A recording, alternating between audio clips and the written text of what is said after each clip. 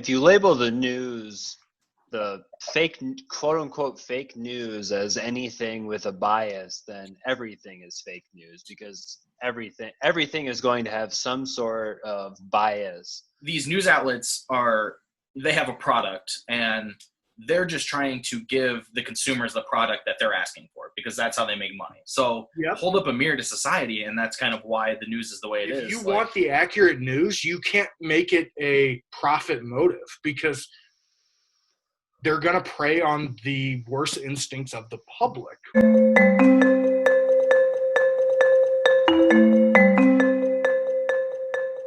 Episode 2 of the Moose Club.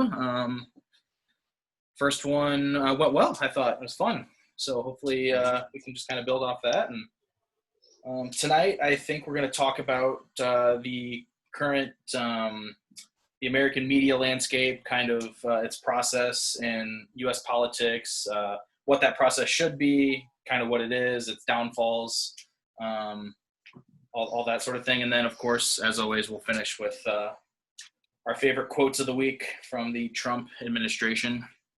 I think we have a couple of good ones this week from talking to you guys. But so, yeah, anyway, I guess let's just get right into it.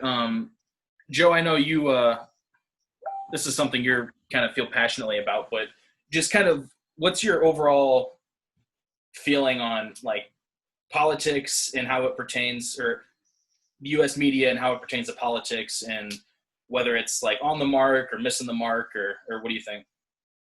Oh, I think everybody can agree it's missing the mark to some bit, or if not substantially.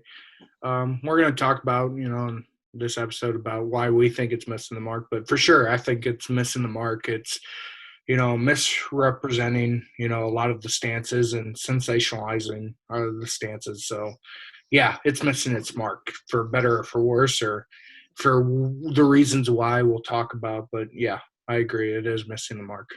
Yeah. So, I mean, I guess there's always been this like feeling of, fake news that's certainly taken on a whole new meaning or a greater meaning in the last, few years since Trump kind of got onto the political scene. But like that underlying feeling of like, oh, this outlet's bias or that outlet's bias has kind of, I think has probably always been there, or at least been there for a long time.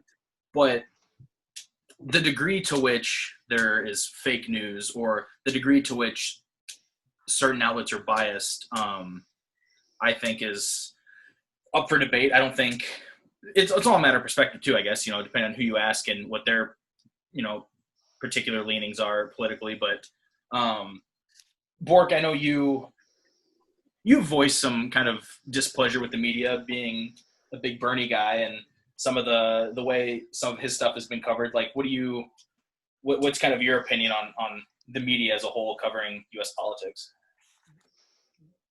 I think the problem is that if you label the news, the fake, quote unquote, fake news as anything with a bias, then everything is fake news because everything is going to have some sort of bias, whether it's, the individual commentators talking, the personality people.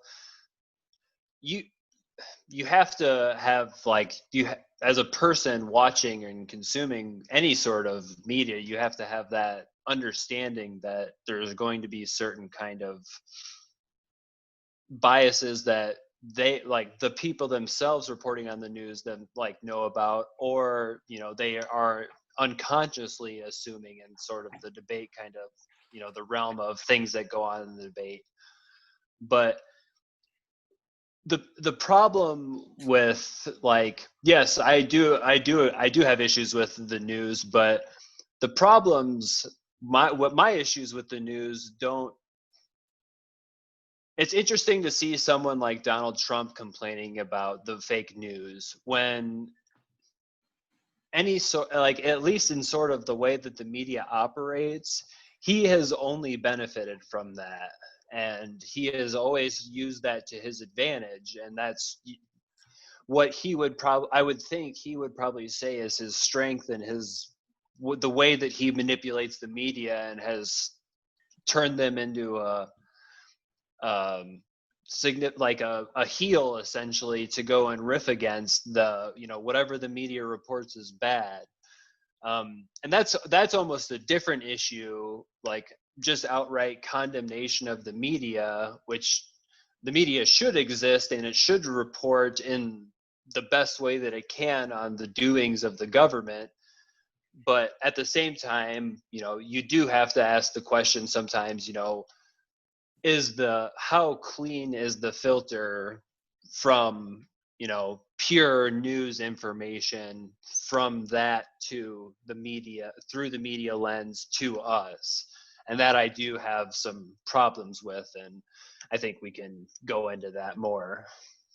Yeah, I think it's interesting because there's like a spectrum, right, of like on all these different news outlets, like for example, like CNN and Fox. So you have your more just like hard news, kind of tell it like it is, like this is what the news is, with not as much commentary. I would imagine that would be more along the lines of like the Wolf Blitzers or the Brett Bears type, Neil Cavuto maybe, like just like not as much commentary, just kind of like this is it, this is the information, you make what you will of it. And then there's the Hannitys or the Cuomos, the Don Lemons and Laura Ingrams, like that. It's like, it's more commentary. It's like, okay, well, this is what's happening, but then here's my opinion on it, from the perspective of the anchor, which I don't think there's anything wrong with that. I think, I mean, and I think this is something Joe will probably talk about in a second, but like at the end of the day, like the news, they're a business, and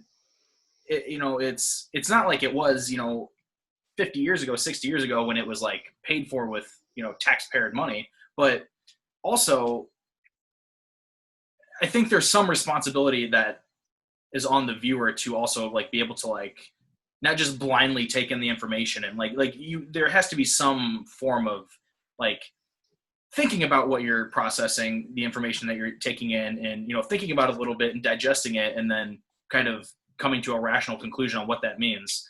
But Joe, what do you like as far as like the business aspect and how that sometimes probably conflicts with what I think everybody would ideally want the news to be?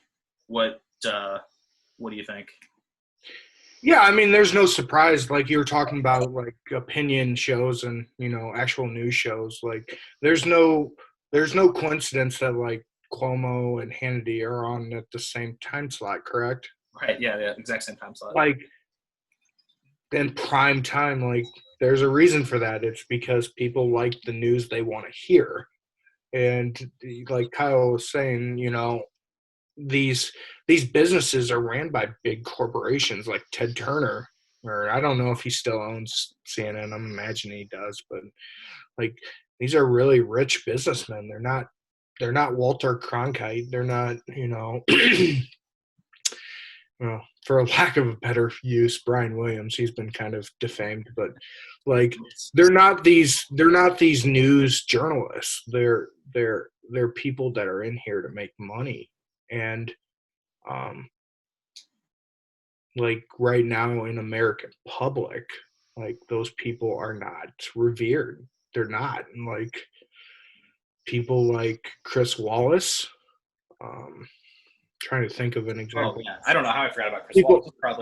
People on CNN I can't think of, which isn't a condemnation of like them. I'm just not thinking of like a really uber extent example, but like there's people on these news shows that are actual journalists, like Anderson Cooper, and like he runs a good show, like, but there's a reason why opinion shows are on in the primetime slots. It's because it attracts viewers, and people like the show The Newsroom. People don't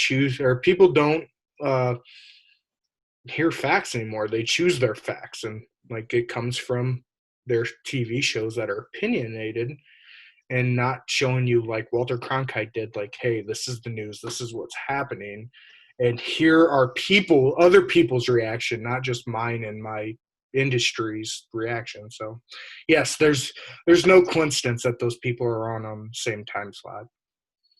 Yeah, no, I think that makes a lot of sense. I guess I don't really see it getting any better. Like, I mean, I imagine, like, I don't think there's going to be this shift towards like more credible journalism, and like people are going to like shy away from opinion programs all of a sudden. So I'm not sure, like, and So it has an effect too, right? Like on the elections, like. So I'm gonna hit you on this real quick, and I think this is more the overarching theme of this episode. So I think I'm not attacking you, Kyle. You're kind of playing the middle here, but um, I don't agree with the phrasing of like high credible news. They're not there to make credible news. So like attacking Chris Cuomo or Sean Hannity on not making credible news. Well, this is what the public this is the president or precedents the public has set. Like they're not there to report the credible news. They're there to set a narrative.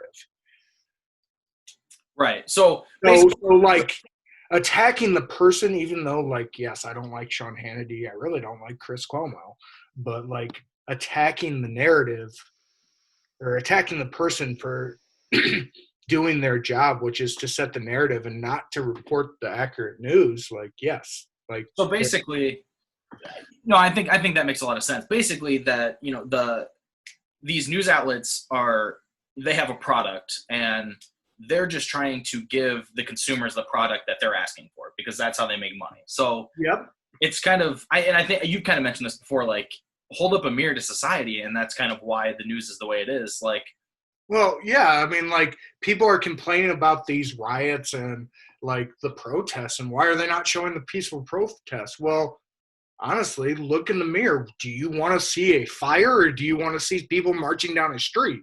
Like, yeah. I mean, I'll even admit it. Like, yes, that sells.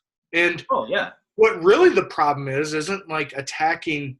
I mean, I think society has a big role in like the current mainframe of the news media, but like really what it comes down to is just like education, just like prisons and all the stuff. You need to take the money out of news organizations. Like if you want the accurate news, you can't make it a profit motive, because they're going to prey on the worst instincts of the public. Yes, like somebody wants to watch a fire and people like committing crimes instead of watching people walking down a street. yeah. I was glued in. I was watching the news every night during the protests, like every single night I was watching it, because it was crazy. Like it was just like, it was not what you normally see. It was interesting. I mean, the overarching story behind why it was happening, was also interesting. But like, no, I think you're right. I don't think that is. I mean, I don't think that's necessarily a bad thing about people. I mean, maybe it is, but I think that's just kind of human nature. People are just drawn to that sort of thing. Yeah. One more thing on this is, and we're going to tie into what we were just talking about. Would you rather watch a documentary or a Quentin Tarantino movie? Seriously. Yeah. Seriously. Most people would rather watch the Tarantino film than watch the documentary, because they want to see this crazy freaking reality. Like, I mean, that's what it is. Yeah. No, I think that's a good point. It's interesting. I don't know. Well, Borg, what do you think? Like in terms of, like, obviously, like there is an impact that like the news has. That's how most people consume their information as it pertains to politics. I think lately there's, in the last 10 years, there's been a bigger shift towards people getting their news from social media. But that's also, I mean, every journalist, every news program has, they all have Twitter accounts, Instagram accounts and stuff now. But what do you think, like, do you think how social media has become a big part? I mean, that's a big part of Trump's presidency, is how he uses Twitter. And I think whether you like it or not, I think he does it very well and he's effective with it. But like, what do you think with how social media as a part of the news has kind of had an effect on things?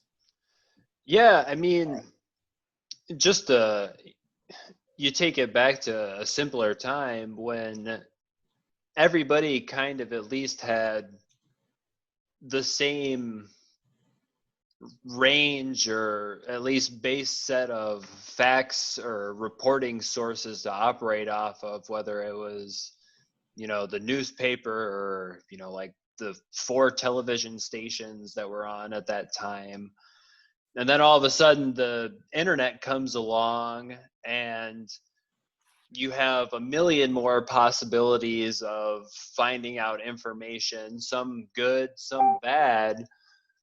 And it kind of spawned this constant, everybody has this different sort of base facts that they bring into it that they hold true.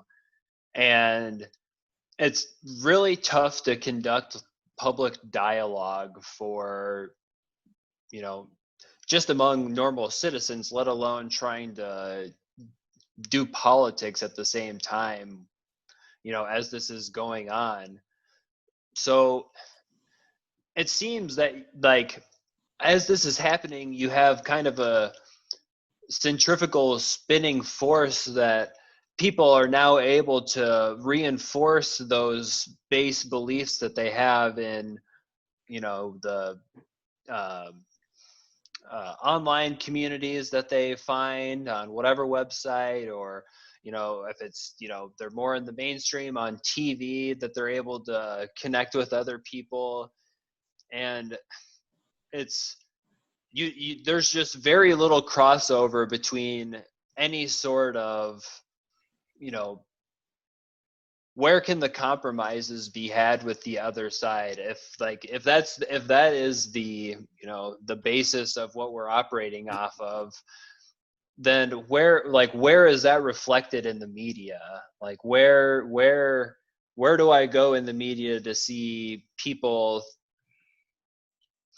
at least coming to some sort of solution, instead of just, yeah, this is my position and this person is, X, Y, and Z, and that person will respond to me and, they'll get their points out, and there's no real resolution. Like we've addressed both sides, but, at some point we have to go forward and come to some sort of agreement. And that's just, how do we get there? And I don't know how you address that, because like Joe's right, like, all of media is a profit, the profit motive drives, it's, the media sells, advertisers, relatively privileged audiences as well, because, those are the people who really tune into the, the cable news networks, to watch, Don Lemon or Rachel Maddow late at night kind of thing. Like, yeah, I can't believe you, Joe. Like, that was the easy slam dunk Hannity comparison, but yeah, Maddow. Yeah, even as Democrats, I don't think any 3 of us love listening. Like none of the fact that those, like, I don't know if Hannity's ever done a debate, but Maddow's done debates before, and those are at least supposed to be detached from, your opinion people.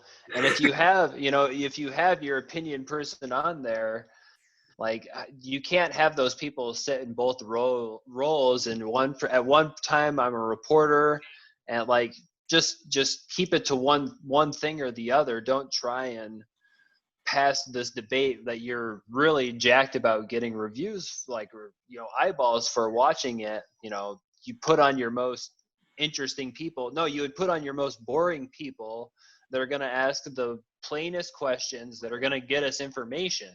Like, I don't care if robots are out there asking these questions. Like, if that's, like, that is the role of the media, is to not just echo what the people in power say to them, to us. That's the lost art of investigative journalism, because there's no money in it. Like, it's tough to have, a big dead end in a lot of these, the New York Times and things like that. It's not an easy thing to do, and there's no good way to address it. I don't think so, at least, because then you always run into the accusations of the problems of state media, where you have literal like a state organization, Right. which that's the problem with NPR. NPR receives money from the government, so it has, it always can potentially have that bend. I personally think I don't think it does, but it's NPR has different problems than a government bend, I think, but that's a completely different problem. That gets into like a bigger issue that we'll talk about later is like the fact that people want a fair and unbiased media or news, which I'm going to touch on later. There's a difference between media and news. Like we have the chance to have, not a state-run media, but a non-profit motive media in PBS. And like, I mean, even like bringing up Sesame Street, which is like shown to like raise IQs of little kids, like people are just like not into funding it, and like it's became an unpopular opinion to be for government funded educational or news organizations. And it's people that are complaining about how stupid the news is are the same people that don't want to like chunk up, the minuscule amount of money to nonprofit the news. Like it's people, trying to have it both ways, but they don't want it either way, Yeah. Fortunately, complaints about the news are as old as time, so it's not like it's a recent phenomenon that people have had complaints about the news, and I don't think it's something that we can address in a short amount of time either, because I do disagree with that a little bit, because like Walter Cronkite, like in the 60s, was voted the most trusted man in America. Like, well, I mean, so that's true, but also at the same time, the American news media was completely missing out on what was happening in Vietnam and didn't report it until there was, hundreds of thousands of American troops in Vietnam.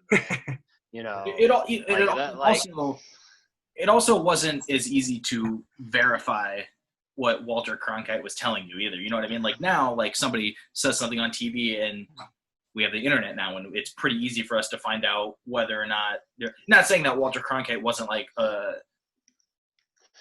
not saying he was the bias, but yeah. It also works from the opposite end. Like there's parts of the internet that are saying people are lying and they're not. Like, true. I mean, it works from both ends. You can at least excuse Walter Cronkite because he didn't have probably a satellite feed with instant access from some place in Vietnam to like really see the extent of what was going on, what America's involvement is. Just, what's going on there? What is the CIA, State Department saying?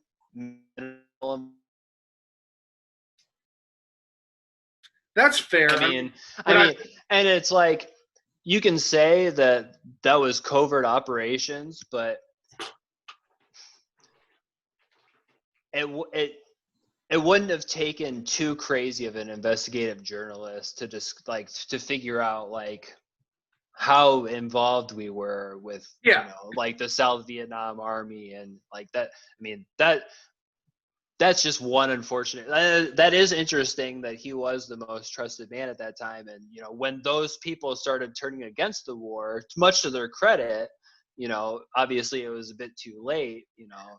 I think like you said, I mean, just the optimist in me, I think if we had, not the state-ran media, but a state-supported media or like a taxpayer-supported media, like it was back then, I think yes, with the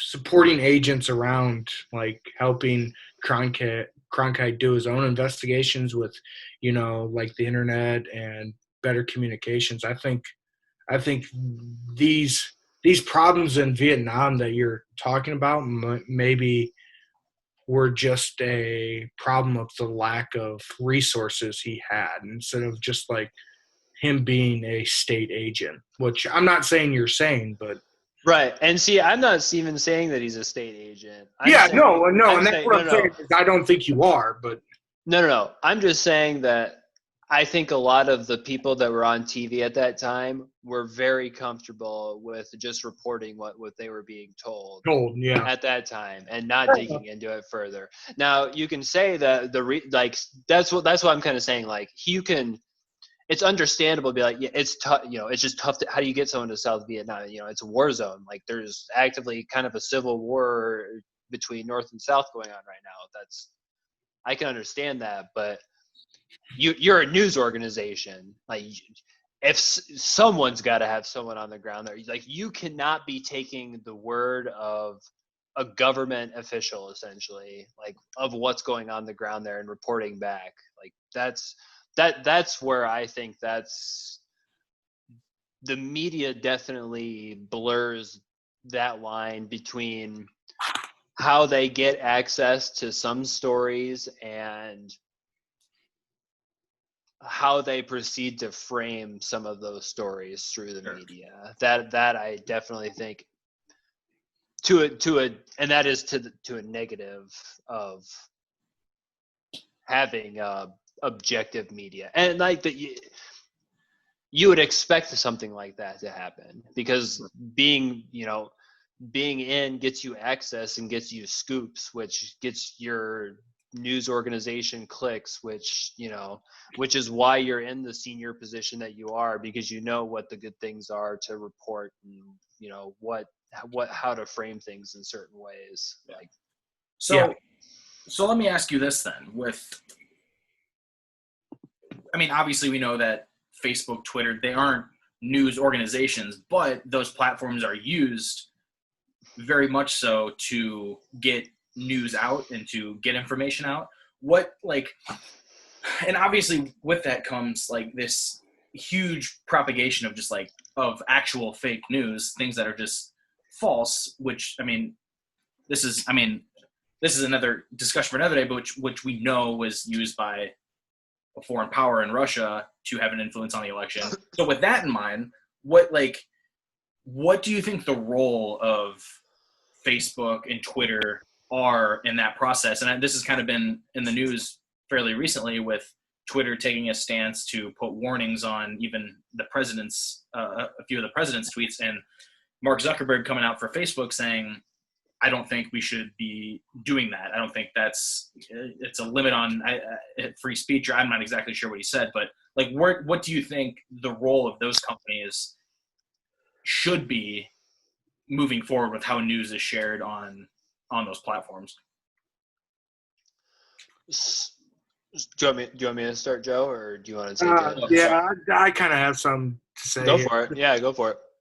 For one, anybody that's saying that it's an infringement on free speech, the First Amendment is to protect you from punishment from the government. So, like, Facebook is not the government. So them critiquing Trump's statements or fake news is not applicable in the First Amendment. So, for what that's worth.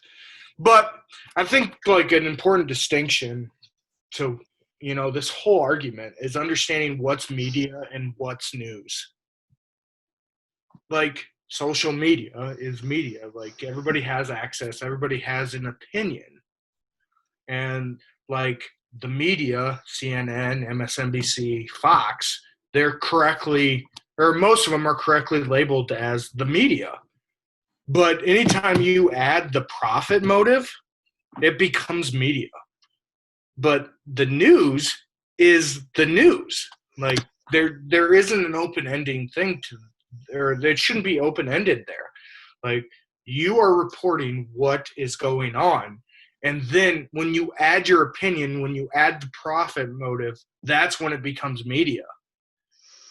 And the fact that, like, social media, like, has had a very distinct influence on what we want to be the news is telling to the whole argument. Is like, even us, the Moose Club, Like, we're not the news. We are media. We are putting our opinions out there in the ways we can to form a discussion. But at any point, like, yes, using Facebook, Twitter, like, no, we are not the news. We are not reporting. We are not investigative journalists. And I think that is the biggest line that we have to start setting, is understanding what's news and what's media. No, that's fair. No, I think that's 100% right. So do you think Twitter or Facebook have, obviously they have the right to do it because Twitter is doing it. Right. Do you think they have an inherent responsibility to, when they see something on one of their platforms that says, for example, I apologize. Obama's wasn't born here, you know, Yeah. like, we know that's not true. Like, do you think they have a responsibility to label that as such, fake news, that this isn't true? Or do you think that just kind of their best to just kind of let that go and let people kind of draw their own conclusions? I think there is a multifaceted answer to that. Where do I start? Like, yes, they own that business. They are entitled. Like, this is not a government ran, app or, business here. Like, Twitter can do whatever the hell they want on their own platform, in my opinion. Now, yes, do they have a moral responsibility to edit and fact check the president or Antifa, I guess? I mean, yes, they do. I think they do have a moral obligation. But no, I'm not confident going out on a limb saying that they need to, but I think that it is the right thing to do, yes.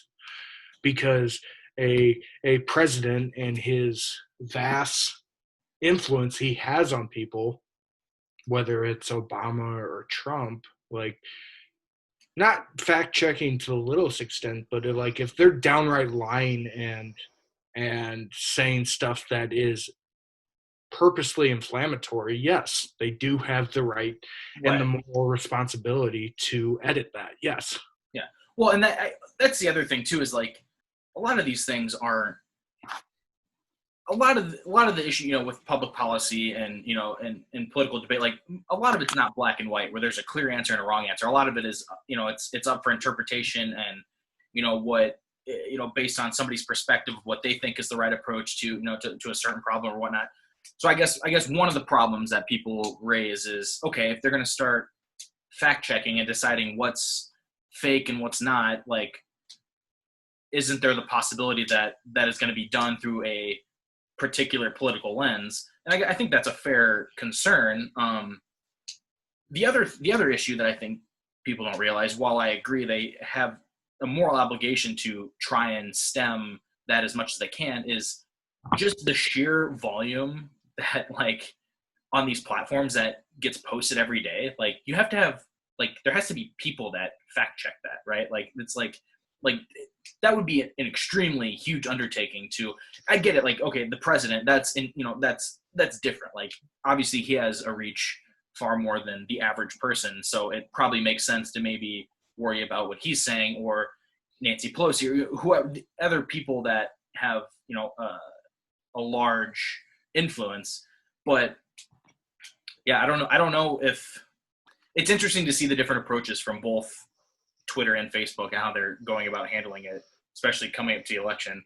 But yeah, Zuckerberg is being a punk. Like, I mean, I'll straight up say that. Like, the fact that he's just letting, and it's provable, he's letting, fake news and foreign agents propagate false claims against American citizens and public figures is ridiculous.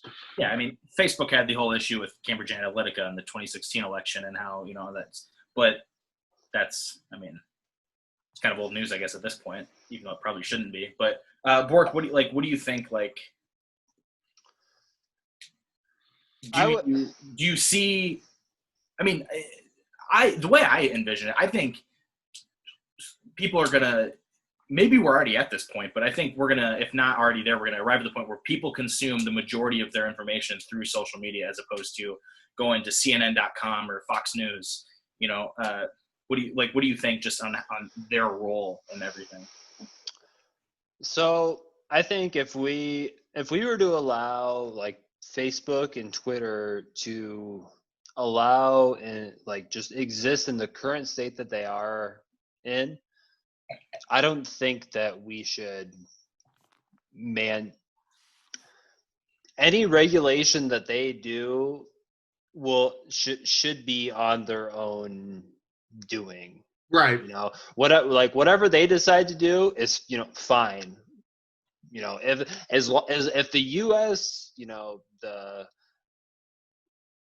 whoever would look into that, I don't know if it'd be the Commerce Department or whoever would look into that, and to say that they're allowed to exist, and that there's no issues with the fact that they're a media organization. Like, just if we were to ever update our understanding of society with the internet, and we decided that Twitter and things like Twitter and Facebook weren't good for our society for a number of reasons, which I think you could make a good case for, at least how they currently are, not that they couldn't exist at all, then then whatever they decide to do is fine. A moral obligation to do so, I don't know. I mean, it seems that the decisions that they make on their own have been questionable at best, as far as who they partner with and decide to allow access to the data that they collect on their users and whatnot. So,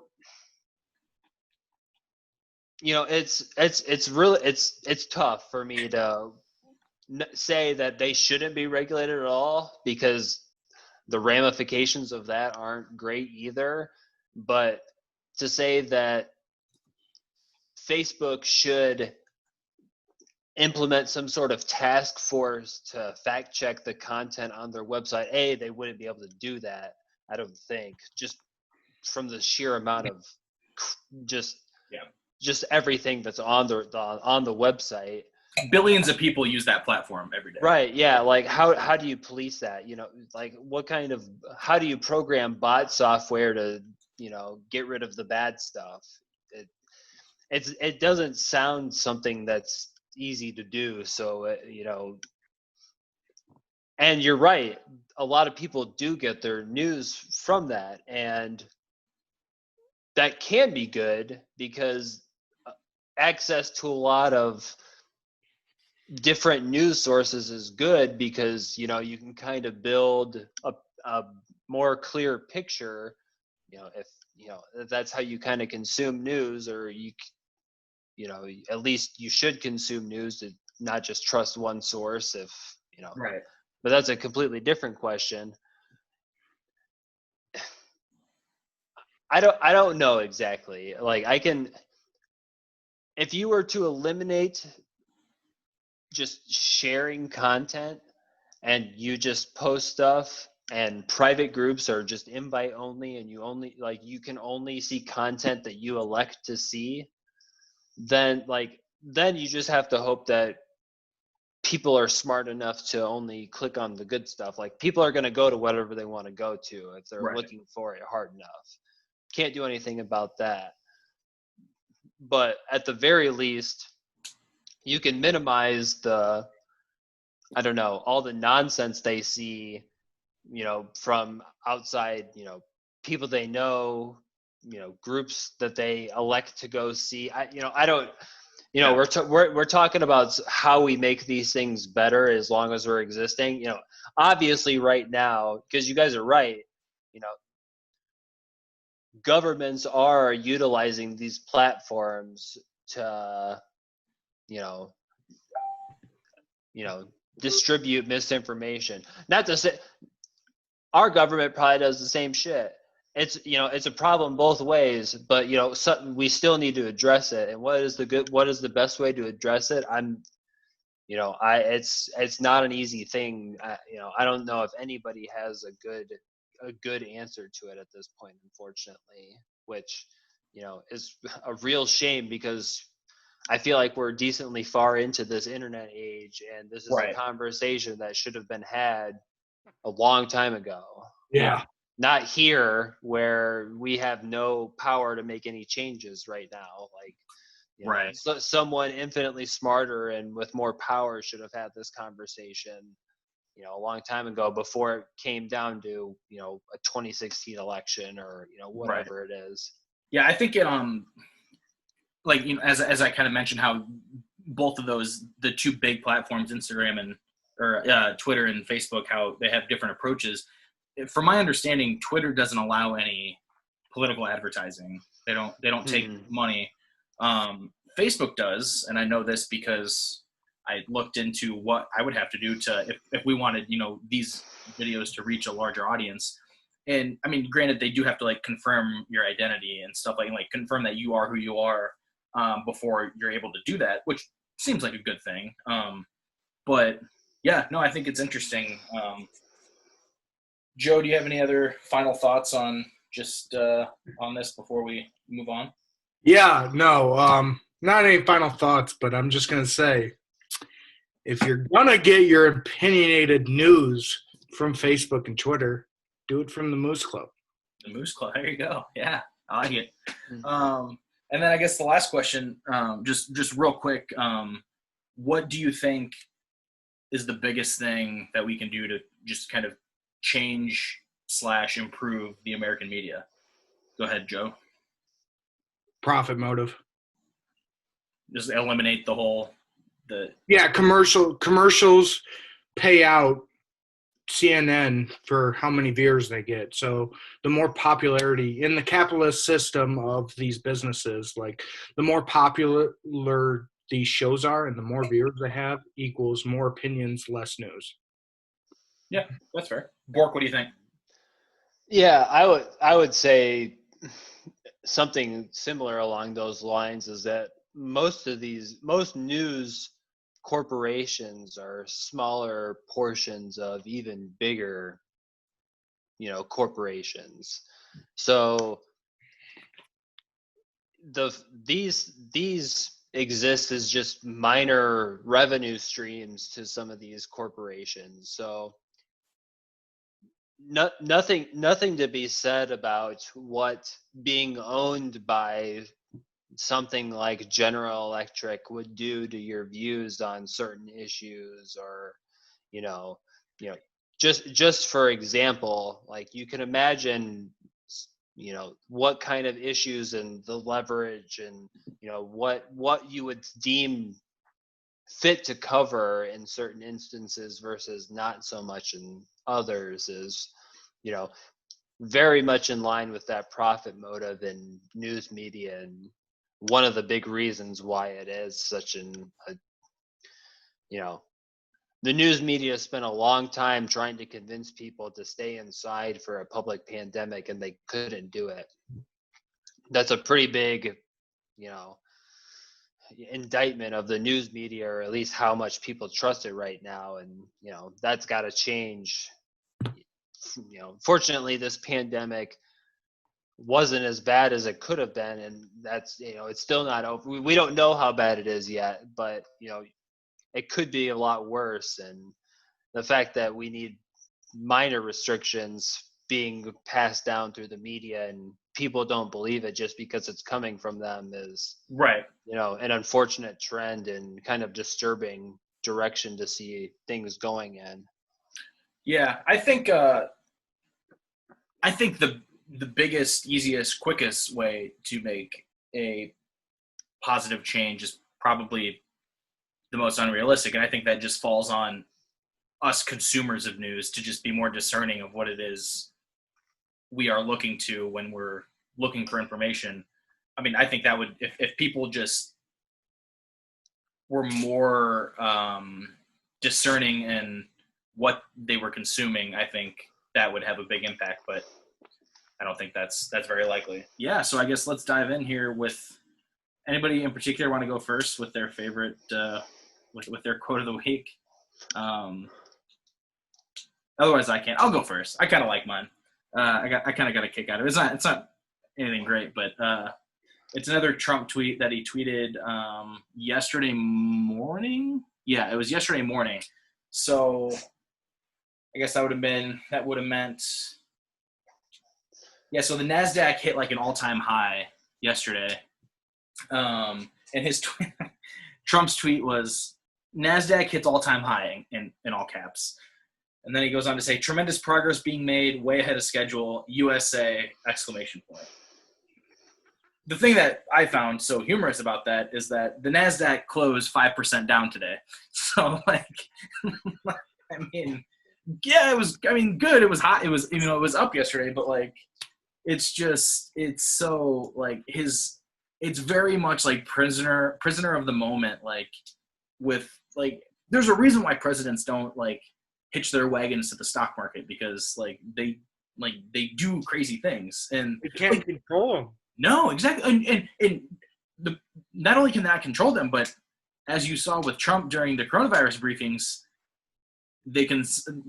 presidents can have a negative effect on them. Like, every time Trump would talk at these briefings, the stock market would go down. Like, Yeah.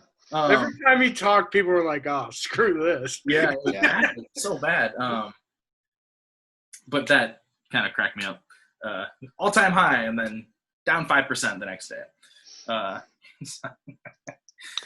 Go ahead, Joe. Do you want to go, or Borg? I can take mine now. Mine was press conference. The Department of Justice released fairly recently that so far, very, very, I don't think any of the arrested looters, destruction people have been related to Antifa, the recently named terrorist organization operating within the United States. Yes, exactly.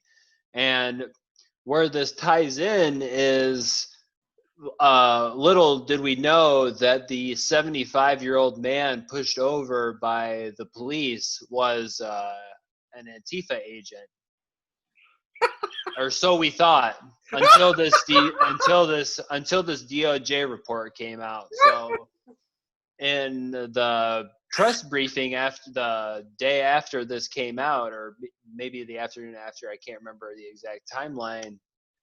First question was, does the president regret, calling, I can't remember the individual's name, an agent of Antifa, when they're, DOJ literally just released the report saying that there is no evidence of that, or no evidence of any of these people having relations to that. And just the hero of the moment, Kayleigh McEnany, just, if you've ever seen her on CNN, just absolute ray of sunshine. And she went all in on the president is just asking questions defense of this guy being an Antifa. And it wouldn't, the fact that I had just seen someone make a just asking questions on that very man being a crisis actor, on a Facebook post that I was reading very recently was it David Hogue, the crisis actor? Yeah. They work for the same casting agency apparently, and like it's just so fascinating to see how quickly that, hey, I'm just asking questions here. Did you see this? Potentially doctored photo. This was said, and it was something in regards to, I think it was CDC statistics that one of you guys shared to us, and the guy's like, hey, I'm just asking the questions here. And it's so crazy that has become a, hey, I'm going to make a statement. Don't ask me for any kind of facts on it though. Like, cause I've said it. I've said what I've said. I can say it. It's fine. But for any proof, sources, anything behind it, you figure it out, bud. If you have to ask that question, you don't get it. You won't get it, kind of thing. And You know what's that funny? that must be nice to be able to just hide behind all the time. That's You know all I'm what's funny saying. about that, Bork, is like this person that's just asking questions on Twitter has the full reign, especially with him, with William Barr being his freaking lapdog, Mhm. has the full reign of the U.S. Justice Department Right. To get the to information. figure out if this guy is a member Right. of Antifa. Right. But he's just asking questions on Twitter just in case somebody knows. I mean, Right. Also, what an idiot. if I'm not mistaken, the 75-year-old man in Buffalo that happened to, if I'm not mistaken, I think he's a Catholic missionary. If I'm not, I think I. Yeah, he's like You know what? He's like Those he's like a radical Catholic missionary guy. Like, yeah. Those fronts for radical Antifa people that they're putting on is just fake news. Those radical Catholic fronts are socialist insurgencies, though, depending on who you ask. Here we go, Joe. Your quote. Go ahead. Good way of avoiding it. So, kind of tying into the whole overarching theme of the media today. A certain media organization ran a chart, as you'll see here, that took a look at the stock market gains after killing black people. So the four instances were the MLK assassination, Rodney King case acquittal, Michael Brown death, and the George Floyd death. And it was ran by Fox News, showing that the stock market has done good after these people's deaths and killings. I'll put that photo up, by the way, Man, so they can see what you're talking about. man, is that good analysis? Hey, black people are dying at an oppressive rate by the police, but stock market gains. Plus, Yeah, I did see. Yeah. I know I exactly mean, what you're talking about. how I really want to know. I'm assuming it's not just an intern, but I really want to know what editor said. Yep, I sign off on that. No, it's not even. So that's How can you look at that and be like, you got Right. it? So that's the thing is. So it's not even like an edit. It's a producer. Yeah. And so what you're referring to, the graph that ran on Fox News. Brett Baer came out. I don't know if you saw. He came out and apologized for it and talked about how it. Damn well he should have. Yeah, absolutely. And but it got passed off basically. That senior producer, or whatever, didn't understand how that could be seen as sensitive. Because the whole preface of it was, the whole point of the discussion was like, oh, these events haven't had an effect on the stock market. But the way it came across was like, this is good for the stock market. It was just the optics of it was so bad at that particular time. And there wasn't enough context around what they were trying to say. Aside from the fact that causation doesn't equal correlation. You know what I mean? It was just bad. It was just really bad. Open-ended question to our audience. Did you see it that way, or did you see it the way I saw it? Yeah. No, I think. I mean, that's nuts. Yeah. Absolutely nuts. I can tell you one thing. The guy who did that, or gal, definitely did not do the coffin dancing meme for the Biden quote.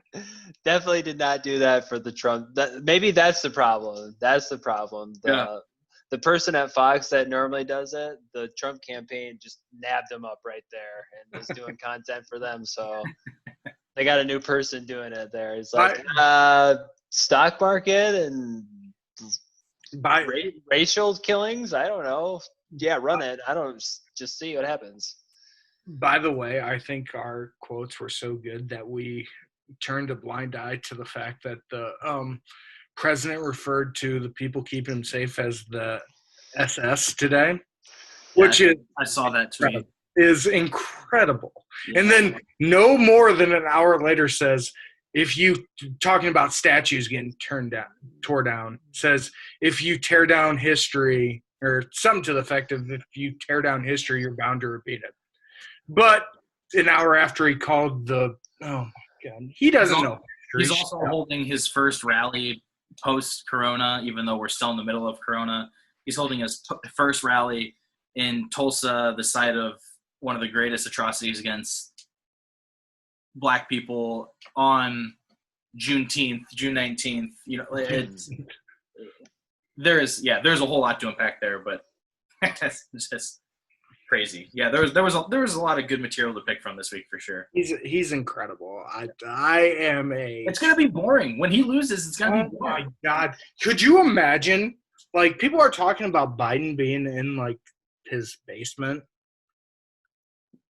Good, like awesome. Like, if I can go to a day-by-day like existence where I don't have to sit back and say, what dumb thing did the president do today? Right. Amazing. Yeah. Good. It'd be a nice change of pace for sure. Yeah. All right. That's a wrap. Thanks, guys. One last time. Like, follow, subscribe, share at the bottom of the page. Episode 2 in the books.